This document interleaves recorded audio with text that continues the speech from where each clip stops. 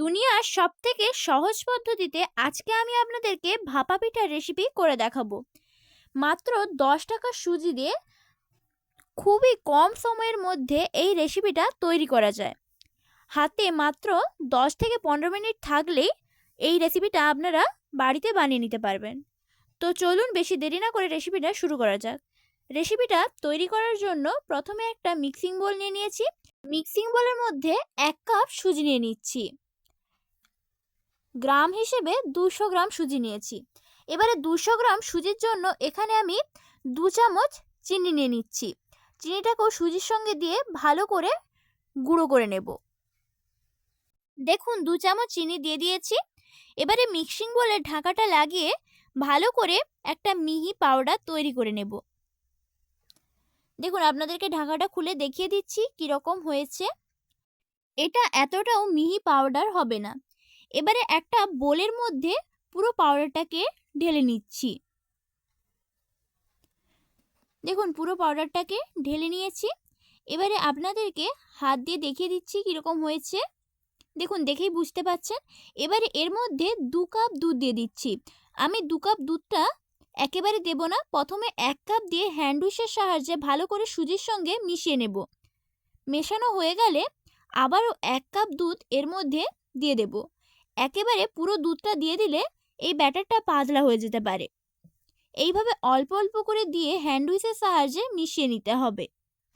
দেখুন ভালো করে মিশিয়ে নিয়েছি। এবারে খুব জোরে জোরে একটুক্ষণ ফেটিয়ে নেব। আর ব্যাটারটা খুব বেশি মোটাও হয়নি, খুব বেশি পাতলাও হয়নি। এইরকম পর্যায়ে চলে এলে এটা আধ ঘন্টার জন্য ঢাকা দিয়ে রেস্টে রেখে দিচ্ছি। এদিকে আমি পুরটা তৈরি করে নেব। পুরটা তৈরি করার জন্য একটা কড়া নিয়ে নিয়েছি।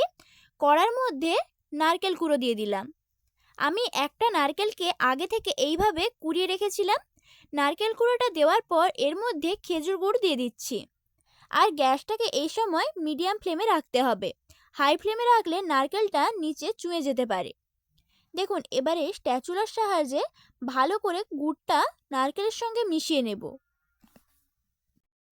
যতক্ষণ না গুড়টা নারকেলের সঙ্গে ভালোভাবে মিশে যাচ্ছে ততক্ষণ গ্যাসটাকে এইভাবে মিডিয়াম ফ্লেমে রেখে নাড়িয়ে নিতে হবে।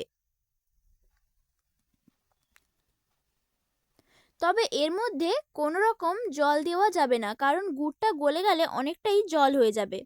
দেখুন গুড়টা ভালো করে নারকেলের সঙ্গে মিশে গিয়েছে। এই সময় গ্যাসটাকে একেবারে লো ফ্লেমে করে দিয়েছি। এবারে স্প্যাচুলার সাহায্যে খুব ভালো করে নারকেলের পুরটাকে নাড়িয়ে নিচ্ছি, নারকেলটা যাতে কড়ার মধ্যে লেগে না যায়। দেখুন পুরটা তৈরি হয়ে গিয়েছে। এবারে গ্যাসটা অফ করে দিচ্ছি। এদিকে ব্যাটারটা আধ ঘন্টা হয়ে গিয়েছে। এবারে ঢাকাটা খুলে নিচ্ছি। দেখুন সুজিটা কতটাই জল টেনে নিয়েছে, অনেকটাই মোটা হয়ে গিয়েছে ব্যাটারটা।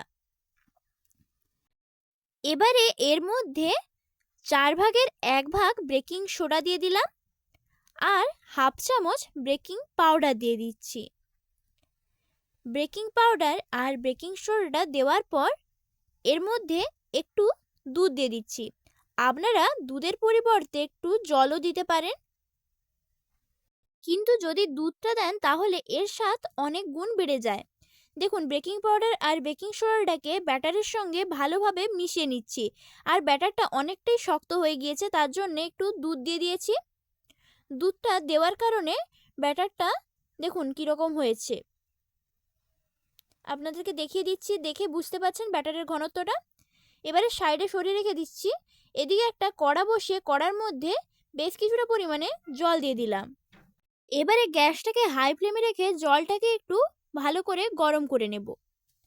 এদিকে একটা আপার প্যান নিয়ে নিয়েছি। আপার প্যানের মধ্যে একটু তেল দিয়ে দিলাম। তেলটাকে পুরো আপার প্যানের মধ্যে ব্রাশের সাহায্যে বুলিয়ে নিচ্ছি। তেলটা দিলে ব্যাটারটা যখন দেব তখন ব্যাটারটা এই আপার প্যানের মধ্যে থেকে তাড়াতাড়ি ছেড়ে আসবে। দেখুন পুরো তেলটাকে আপার প্যানের মধ্যে ভালো করে মাখিয়ে নিয়েছি ব্রাশের সাহায্যে। এবারে এই আপার প্যানের মধ্যে 1 চামচ ব্যাটার নিয়ে দিয়ে দিচ্ছি। এরকম ছোট চামচের 1 চামচ নিয়েছি। আমার আপার প্যানটা অনেকটাই ছোট, তাই এইরকম 1 চামচ করে দিচ্ছি। আপনাদের আপার প্যানগুলো যদি বড় হয় তাহলে বেশি করেও দিতে পারেন ব্যাটারটা। এইভাবে সবগুলোর মধ্যে 1 চামচ করে দিয়ে দেব। দেখুন সবগুলোর মধ্যে দিয়ে দিয়েছি ব্যাটারটা। এবারে যেই পুরটা তৈরি করে রেখেছিলাম সেই পুরটা একটু গোল করে নিয়ে এই ব্যাটারের মধ্যে দিয়ে দেব। এই দেখুন এইভাবে একটু নাড়ুর মতন করে নিয়েছি ছোট ছোট করে। একই রকমভাবে সবগুলোর মধ্যেই দিয়ে দেব। এই রেসিপিটা বাড়িতে তৈরি করা খুবই ইজি, আপনারা দেখেই বুঝতে পারছেন। আপনারা চাইলে এটা খুবই সহজে আর খুব তাড়াতাড়ি বানিয়ে নিতে পারেন। আর আপনাদের বাড়িতে যদি আপার প্যান না থাকে তাহলে ছোট ছোট বাটির মধ্যে ব্যাটারটা দিয়ে পিঠাগুলো তৈরি করে নিতে পারেন একই রকমভাবে। দেখুন সব ব্যাটারটার মধ্যে পুরগুলো দিয়ে দিয়েছি। দেখুন পুরটা দিয়ে দেওয়ার পর এর মধ্যে আবারও একটু ব্যাটার দিয়ে দিচ্ছি। ব্যাটারটা পুরের উপর এইভাবে দিয়ে দিচ্ছি যাতে পুরটা না দেখা যায়। দেখুন সবগুলোর মধ্যেই ব্যাটারটাকে দিয়ে দেব। দেখুন সবগুলো তৈরি করে নিয়েছি। এদিকে জলটাও ভালোভাবে গরম হয়ে গিয়েছে। এবারে এই গরম জলের উপর আপার প্যানটাকে বসিয়ে দিচ্ছি। আপার প্যানটাকে বসিয়ে দিয়ে এর মধ্যে ঢাকা দিয়ে দিচ্ছি। 5-6 মিনিটের জন্য ঢাকাটা দিয়ে রাখবো। আর গ্যাসটাকে এই সময় লো ফ্লেমে রাখতে হবে। দেখুন 5 মিনিট পর ফিরে এলাম। কত সুন্দরভাবে ফুলে গিয়েছে, আপনারা দেখেই বুঝতে পারছেন। আপনাদেরকে তুলে দেখিয়ে দিচ্ছি কত সুন্দর হয়েছে। এইভাবে আগে ভালো করে তুলে নিতে হবে, তারপরে পিঠাটাকে বের করে নেব। দেখুন পেছনটা কত সুন্দর হয়েছে।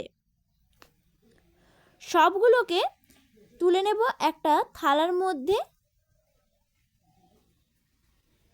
একে একে করে সবগুলো পিঠে তুলে নিচ্ছি। আর দেখুন কত সহজে রেসিপিটা তৈরি হয়ে গেল। একই রকমভাবে সব পিঠেগুলোকে তৈরি করে নেব। এই পিঠার রেসিপিটা বাড়িতে তৈরি করা এতটাই সহজ আর এতটাই কম সময় লাগে, আপনারা যে কোনো সময় বানিয়ে নিতে পারেন।